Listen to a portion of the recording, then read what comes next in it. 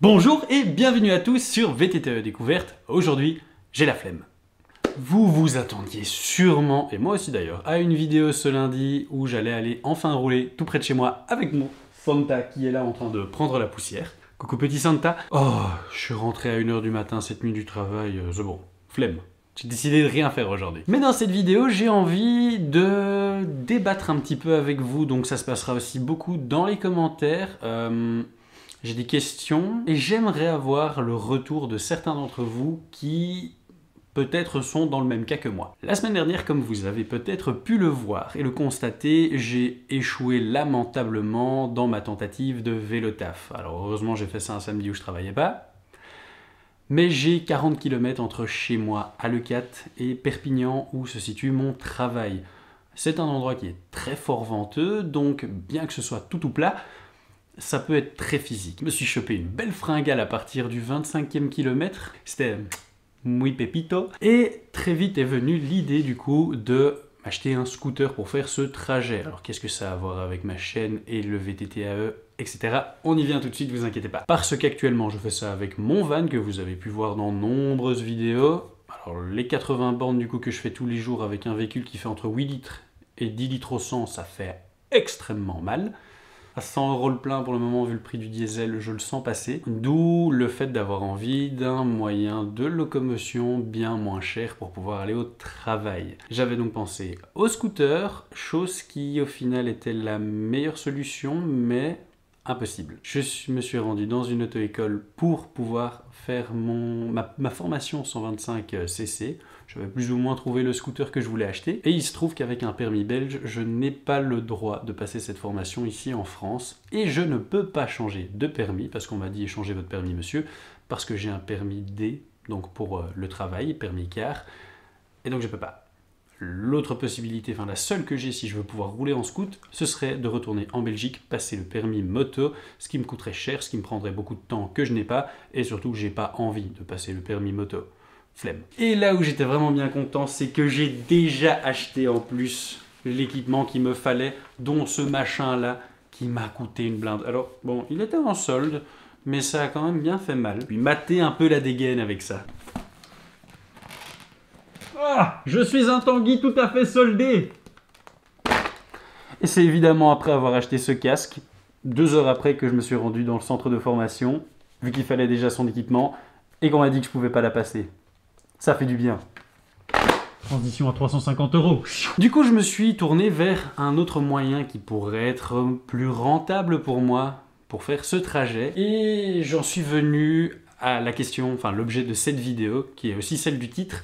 Est-ce qu'il est mieux pour moi d'acheter un VAE, et ici ce serait un de ceux qui monte à 45 km/h, ou d'acheter un kit et d'électrifier le gravel que vous voyez ici, qui est celui avec lequel j'ai lamentablement échoué la semaine dernière. Pourquoi l'un, pourquoi l'autre, on va en parler maintenant. Je vais vous expliquer pourquoi j'aimerais tendre vers un plutôt que vers l'autre, mais quelles sont aussi les limites à tout ça et pourquoi j'hésite à passer le pas. Alors, si vous ne connaissez pas, les vélos électriques qui peuvent monter à 45 km/h, ce sont les speed bikes ou speedelec. C'est tout à fait légal, mais il y a énormément de contraintes à ça. Ces vélos qui peuvent monter à 45 km/h doivent être immatriculés, vous devez avoir une assurance, vous comptez 50 € à l'achat pour la mise en circulation et la première taxe, entre 10 et 50 € par mois d'assurance. Bon, alors on va taper plutôt dans le 10 si j'en achète un, mais bon. Deuxième chose, il vous faut un équipement homologué et ces vélos sont considérés comme des scooters 50 cm3 plutôt que comme des vélos. Donc il vous faut le casque.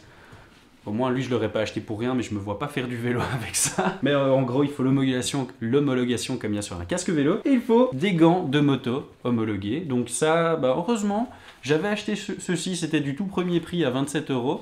Parce qu'il me faisait un peu penser à des gants de DH et c'était très confort. Je me suis dit que je pourrais peut-être au cas où les utiliser en bike park. Et le vélo doit avoir plein de règles, mais en gros s'il est commercialisé, c'est qu'il répond à toutes ces règles. Mais la plus grosse limitation je trouve qu'il y a sur ces vélos, c'est que, étant donné qu'ils sont considérés comme des scooters, vous n'avez pas le droit de prendre la piste cyclable.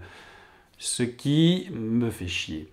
Parce que j'ai une autoroute à vélo de Leucate jusque Perpignan qui est absolument splendide. Le bitume y est parfait, il y a personne. Je pars à 4h30 du matin, il n'y a vraiment personne, je peux vous assurer. Mais légalement, je n'aurai pas le droit.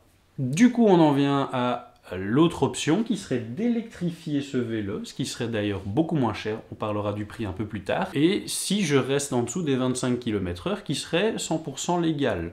Maintenant, si je veux pouvoir me rendre plus vite au travail en roulant jusqu'à 45-50, je devrais trouver une voie privée où j'aurai l'autorisation de rouler. Oh, mon petit jus de pomme, désolé, ça attendra la fin de la vidéo. Je t'aime quand même. Je devrais donc trouver, par exemple, une voie de garage ou le jardin de quelqu'un qui va de Le 4 jusqu'à Perpignan. Comme ça, je peux rouler à 45 à l'heure. Évidemment, c'est tout à fait faisable. Là, pour le moment, quand on regarde comme ça, on pourrait se dire que le fait d'électrifier ce vélo, évidemment, peu importe la solution que je choisis, vous le verrez sur la chaîne. Pour ça que là, pour une fois, vu tout ce que ça va me coûter, j'ose annoncer sur la chaîne que si quelqu'un veut être partenaire là-dessus, si on a un bike shop qui nous regarde ou une marque ou je sais pas quoi, contactez-moi, allez-y, ça fera plaisir. Mais j'aimerais aussi les vôtres. Que vous ayez électrifié votre vélo ou que vous ayez un de ces Speedelec, j'aimerais vos retours. J'aimerais surtout vos retours sur la fiabilité. Autant pour électrifier son vélo, j'ai déjà remarqué les kits Bafang.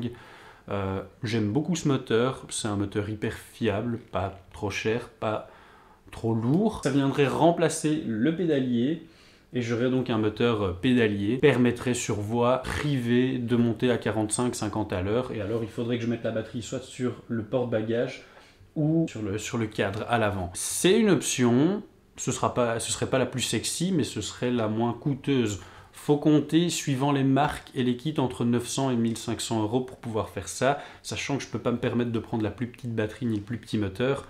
Donc on tendrait plus un peu au-delà des 1000 € quand même, dans mon cas. Mais ça me permettrait, si je fais ça, de répondre à une question que vous êtes nombreux à me poser. Est-ce que ça vaut le coup d'électrifier un vélo quand on n'a pas le budget pour acheter un VAE, que ce soit un VTT ou autre chose? Et donc ce serait une super expérience pour la chaîne. Et pour mon expérience personnelle. Après, si j'achète un Speedelec, j'en ai 1, 2, 3, 4, 5, 6, 7, 8, 9, allez, on va dire 9, 10. Là, pour le moment, qui retiennent mon attention, j'ai choisi des entrées de gamme parce que je ne veux pas péter dans le prix. Et c'est déjà difficile de trouver quelque chose de bon en dessous de 5000 ou 4000 €. Vous voyez, là, on serait beaucoup plus cher et on aurait tout un tas de contraintes en plus qu'on n'aurait pas en électrifiant celui-ci. Ce que j'aimerais savoir, donc, si vous avez déjà électrifié un vélo, quelle est la durabilité de tout ça? Mon amour, je suis en train de filmer, je te rappelle juste après, d'accord? Tu apparaîtras dans la vidéo de demain. Donc j'aimerais savoir ce que vous en pensez à long terme. À savoir, comme je vous l'ai dit, que je vais faire 80 bornes par jour, donc le moteur et la batterie vont prendre très vite, très cher. Je me doute bien que la transmission, du coup, sur une distance pareille, elle va ramasser. Après, j'ai quoi? 3 relances sur tout le trajet, donc ça va encore. On en vient maintenant au Speedelec. Ça m'intéresserait encore plus, votre retour, si vous en avez un. Et surtout, quel kilométrage a-t-il? Je me demande vraiment combien les moteurs peuvent encaisser durant leur vie.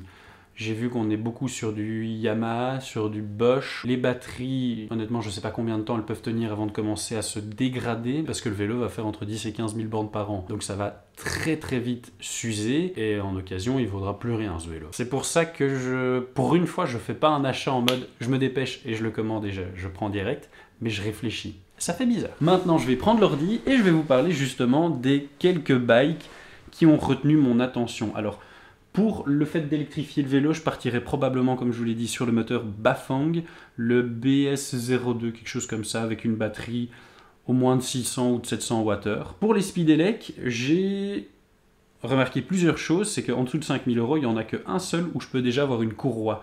Alors pourquoi vouloir avoir une courroie sur le vélo? C'est que le vélo que j'ai trouvé qui a ça, il a en plus... Oh là, je vais vous montrer ça ici, c'est le Gazelle Ultimate Speed. On a un moyeu arrière qui fait office de boîte de vitesse, donc ça dans le temps ça résistera beaucoup mieux, et la courroie aussi, donc moins de maintenance et donc moins de frais de remplacement vu qu'il va faire beaucoup de kilomètres. Le Gazelle Ultimate, je peux le trouver aux alentours de 4500 €. Par contre on a une petite batterie qui fait au mieux 60 bornes, ça veut dire qu'une fois que je suis au taf, je suis obligé de la mettre en charge, je peux pas rentrer direct le soir avec. Et on est sur du 500 Wh avec le moteur Bosch. Un qui me plaisait beaucoup, ouais, le Trek Allant 8+. Là, on est aux alentours de 4500 €. Et hop là. Alors, je vous montre ça comme ça, parce que comme je vous l'ai dit aujourd'hui, c'est flemme, et j'ai pas envie de commencer à faire des captures d'écran pour les incruster au montage. Alors, je le trouve vraiment sympa, celui-là. On est aussi sur du Bosch, on est sur la console Kiox. Mais par contre, comme tout le reste des vélos, en fait, on va se retrouver ici sur des vitesses enfin une transmission avec dérailleur, donc niveau de la durabilité ce sera d'office moins bien, ça craint. Celui-ci je peux mettre 2 batteries dessus, donc ça c'est vraiment hyper bien, surtout pour les jours où il y aura grand vent et que je vais devoir pédaler en boost contre le vent. Et celui-ci avait un autre truc d'intéressant. Pour une fois, je trouve que Trek est bien placé niveau prix. D'habitude, c'est une marque que j'ai aucun souci avec Trek, mais que je trouve très cher pour ce que c'est. Ici, honnêtement, je trouve qu'ils sont très bien placés et on est sur du Shimano 10 vitesses, donc c'est déjà mieux que du 12 vitesses parce qu'on a beaucoup de 12 vitesses sur ces vélos-ci. Ça va mieux vieillir. Alors, celui-ci, c'est uniquement parce qu'il est en promo et en plus, j'avais dit que probablement je n'achèterai plus cette marque. En plus, il n'est pas très... Enfin, Inspé, voilà, je vous l'ai montré juste vite fait. C'est le Vado 6.0. Alors ici, on a 600 Wh de batterie, c'est un petit peu mieux. On est en 28 pouces. Et là, il est en promo à 5000. C'est toujours dans la fourchette haute de ce que je veux mettre. Donc lui, je pense pas partir dessus. On est sur du 11 vitesses. Et le moteur, c'est un moteur SP. Donc je sais, lui par contre, je sais pas ce que ça vaut dans le temps. Un des tout moins chers que j'ai trouvé, le A-Bike Trekking S9. Là, on n'a que 500 watts, mais vu le prix du vélo, je saurais facilement racheter une deuxième batterie dans le temps. On est sur un des plus moches, hein, on va pas se mentir. Ça, c'est pas mal intéressant parce qu'on a à 3400 €, c'est le moins cher de tous. Par contre, on est de nouveau, évidemment, à ce prix-là, c'est normal, sur un dérailleur. On est sur le moteur Yamaha. Mais on m'a souvent beaucoup posé des questions sur le Yamaha, donc ça me permettrait enfin de pouvoir... vous en parler de ce moteur. Donc lui m'intéresse pas mal, surtout pour son prix. Après, bon, c'est un utilitaire, donc s'il est moche, on s'en fout, concrètement. Mais il y en a alors un autre qui m'intéressait pas mal, parce que lui, j'ai trouvé une super promo dessus, c'est le Bergamon e-Horizon Elite Speed Ghent e-Bike. Alors, le nom, il est infâme. Et là, on est à 3600 balles. Et le Bergamon... Ah non, il est aussi avec un dérailleur, celui-là. Qu'est-ce qu'il avait, lui? Donc, 625 Wh. Donc, on est sur du Bosch. On est bien sur du Bosch. Shimano Deore, 12 vitesses. Donc, on est sur un e-bike. Hein. Le 12 vitesses... on n'en a pas vraiment besoin. On a aussi dans des tarifs un peu plus contenus le e-bike S-Duro Trekking S9.0. Alors les noms sont à rallonge sur ces vélos. Là on est à 3500. Alors on est sur du Yamaha aussi en 500 Wh. Et on est en dérailleur sur du Shimano XT. Alors à 3500 €. On est sur du Shimano XT, attention. Et alors, un qui me plaît beaucoup, par contre c'est un peu plus compliqué de le trouver, le Cube Kathmandu hybride 45-625, donc 45 pour la vitesse de 45 à l'heure, et 625 pour la batterie Bosch. On est sur ça. Et une nouvelle fois, on se retrouve sur un dérailleur. Et après tout le reste des équipements, ils ont tous la même chose parce que c'est les équipements obligatoires. Surtout que sur ces vélos-là, on ne peut rien changer. Vous changez quelque chose, vu qu'il est homologué comme ça, vous êtes dans l'illégalité. Donc tu changes les jantes, on change les roues, quoi que ce soit, illégalité. Donc il faut que le vélo me plaise de base. Voilà, ça c'est tous les vélos que j'ai trouvés pour le moment. J'aimerais avoir vos avis, si vous avez des retours sur ces vélos, sur l'électrification, sur un de ceux dont j'ai parlé, ou peut-être que vous avez d'autres astuces pour le changer du vélo taf, mais pour aller moins cher au travail. Cette vidéo, je ne sais pas si elle aurait été utile à beaucoup d'entre vous, mais sinon on se retrouve normalement enfin la semaine prochaine avec le Santa. J'espère. Ce mercredi, normalement, je vais rouler. Et laissez-moi vous lécher mon tout meilleur. Peace, beaucoup moins cher.